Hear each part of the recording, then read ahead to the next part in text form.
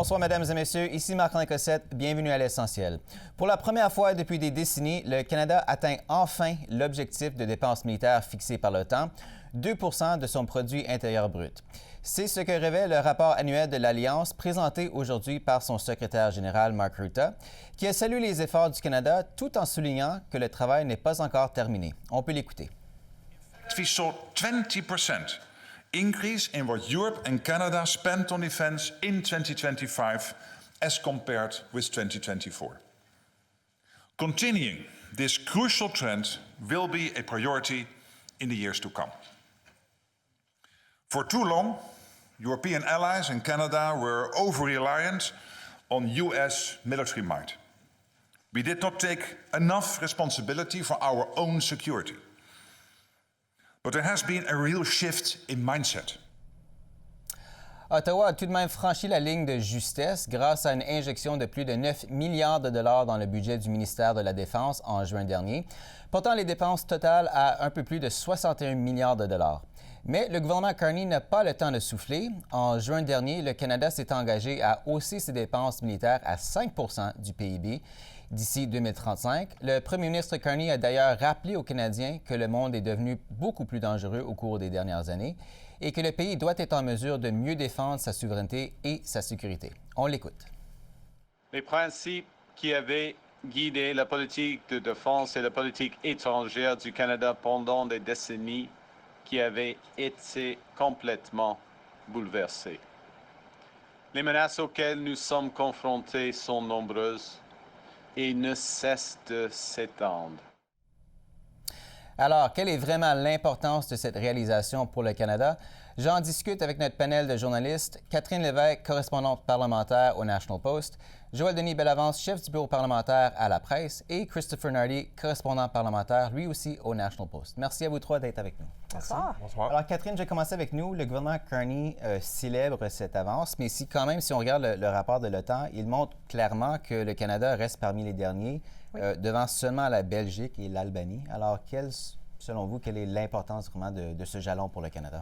Bien, je pense que c'est quand même une grosse nouvelle, étant donné que l'ancien gouvernement libéral sous Justin Trudeau disait qu'on n'allait jamais se rendre à 2 et qu'en fait, finalement, ils ont changé d'idée. Ils ont dit, bien, en fait, on allait juste se rendre à 2 en 2032. Donc, quand même, on est 5 ans d'avance. C'est quand même significatif.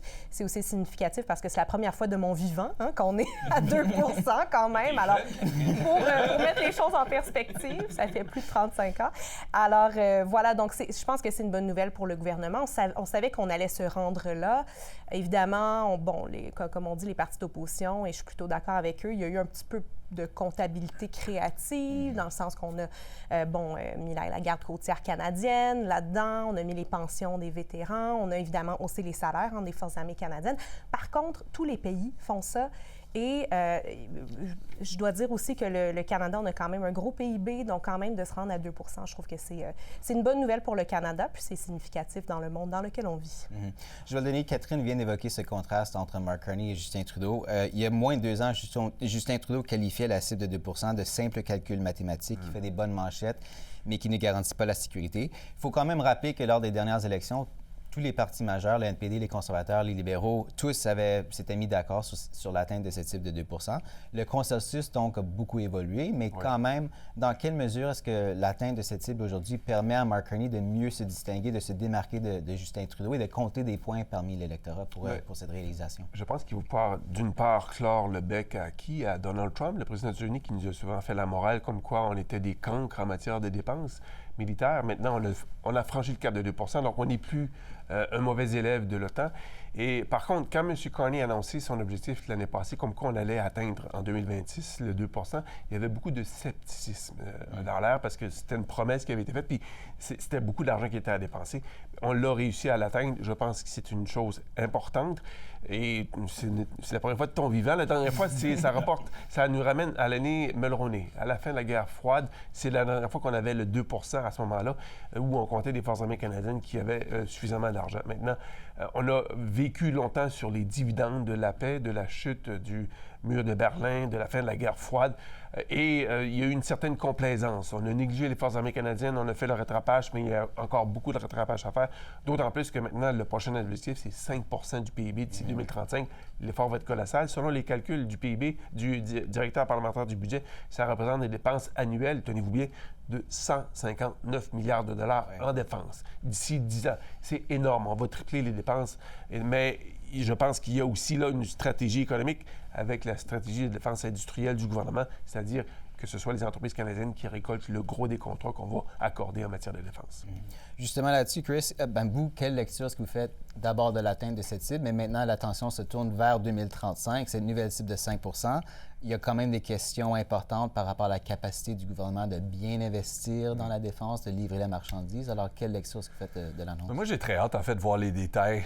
Les conservateurs ont accusé les libéraux de faire de la comptabilité créative. On ne l'a pas vu encore, en fait, cette comptabilité-là. Effectivement, il y a eu des transferts internes qui ont augmenté. Je ne pense pas que c'était d'ailleurs une mauvaise idée de transférer la garde côtière sous l'égide de la Défense nationale. C'est quelque chose c'est un débat depuis des décennies, d'ailleurs, de faire ça.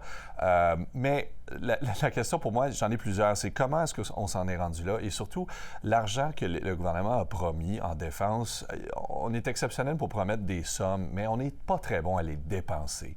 Et c'est ça que je veux voir. Dans les prochaines années, même, justement, Joël Denis parlait de ce montant faramineux pour se rendre à 5 mais est-ce qu'on va un jour réussir à dépenser 150 milliards de dollars en défense lorsque les forces armées nous disent, encore aujourd'hui, donnez-nous cet argent-là, c'est beau, mais on n'est pas capable de la dépenser à la vitesse qu'on la reçoit parce qu'on doit entraîner des gens, on doit créer des bases militaires pour pouvoir recevoir les nouvelles recrues, on doit créer des hangars pour recevoir les nouveaux avions, on doit former des avions, des pilotes d'avions de chasse, etc. Donc, c'est en fait un long maillon, une chaîne d'approvisionnement, un peu de dépenses, et les dominos commencent à tomber lentement. C'est rassurant, on est content de le voir dans un monde de plus en plus insécure, mais on est très, très loin de pouvoir crier victoire. On est prêt, notre défense est prête, nos militaires sont prêts. Et justement, je reviens au point, le diable est dans les détails. Comment est-ce qu'on comptabilise cet argent-là? Qu'est-ce qu'on a inclus dans ce total-là? Et qu'est-ce qu'on va inclure pour arriver aux 5 d'ici 2035? Justement. Sur un autre sujet, le NPD tient son congrès à Winnipeg, non seulement le congrès national, comme d'habitude, mais aussi pour, évidemment, choisir un nouveau chef. Catherine, l'Institut Angus Reid a sondé des électeurs qui avaient voté pour le NPD entre 2015 et 2025, au moins une fois. 44 des répondants étaient incapables de nommer un seul des candidats ou des candidates. Qu'est-ce que ça vous dit non seulement sur la course, mais aussi des défis qui attendent le prochain chef du parti ou la prochaine chef? C'est énorme. Vraiment, là, c'est un énorme problème, ce manque de reconnaissance. Hein, et ça montre aussi que cette course-là n'a pas vraiment attiré l'attention. Il n'y a aucun candidat vraiment qui s'est vraiment fait connaître, je pense, au sein de la population. Alors, je pense que le prochain chef va avoir un énorme défi devant lui ou elle. Et puis, il y a deux noms qui ressortent, hein, Avi Lewis et Heather McPherson. Ce sont les deux noms qu'on va regarder. Moi, j'entrevois, oui, un défi de reconnaissance nationale, mais aussi un défi au sein du parti. Ce qu'on entend, c'est que peu importe qui sera choisi, ça se pourrait que ça fasse des mécontents au sein du très petit caucus néo-démocrate qu'on a déjà. Peut-être qu'il y aura d'autres départs en plus de ceux auxquels on s'attend là, avec Alexandre Boulris. Alors, vraiment, je trouve que les néo-démocrates ont vraiment là, une tâche titanesque devant eux. Et reste à voir là, si Avi Lewis ou Heather McPherson va pouvoir rebâtir ce parti-là. Joël Denis, qu'est-ce que vous en pensez? C'est une véritable traversée du désert pour le NPD. On a vu le NPD dans le passé vivre des moments difficiles sous Alexander McDonough, par exemple. Il y avait moins de 12 députés, donc le parti n'était pas reconnu. On a réussi à surmonter tout ça après l'élection de Jack Layton, mais ça a pris des années. Je m'attends à ce que ce soit une période aussi difficile pour le NPD, peu importe qui sera élu à la tête du chef, d'autant plus que les principaux candidats ne parlent pas beaucoup le français, donc le message va être limité parmi les électeurs du Québec, et ça, donc, ça pousse pratiquement Alexandre Boulris vers la porte de sortie, compte tenu que le chef peut parler le français. Mais je ne crois pas, par contre, qu'on doit écrire l'avis de décès du NPD. Je pense que ce parti saura rebondir, trouver sa voie, mais ça va prendre du temps. Il faudra s'appuyer sur le succès des gouvernements provinciaux néo-démocrates au Manitoba, par exemple, ou encore en Colombie-Britannique, pour tenter de se donner la recette magique, parce que Wab Kinew au Manitoba est très populaire. C'est le premier ministre provincial le plus populaire à l'heure actuelle au Canada. Il y a sûrement quelque chose qui fonctionne pour le NPD au Manitoba qui peut être appliqué peut-être à l'échelle nationale. Oui, Chris, vous, qu'est-ce que vous en pensez en termes non seulement peut-être les priorités pour le prochain chef, les défis, les occasions qui se présentent au parti, mais Joël Denis parle des partis provinciaux, mais c'est justement là, ils connaissent beaucoup de succès au niveau provincial.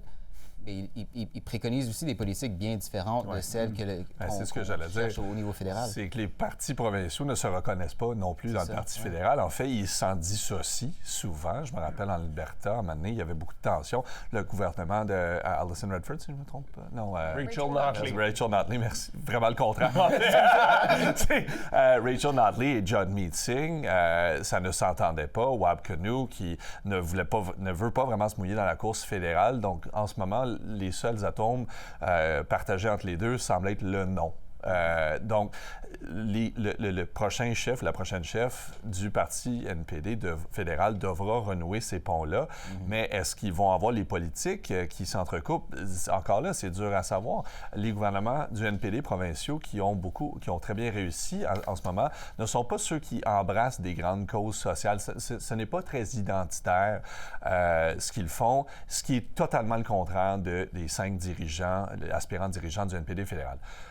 Donc, comme le dit Joël Denis, ça va être des longues années pour se revenir vraiment dans une posture importante financière et politique.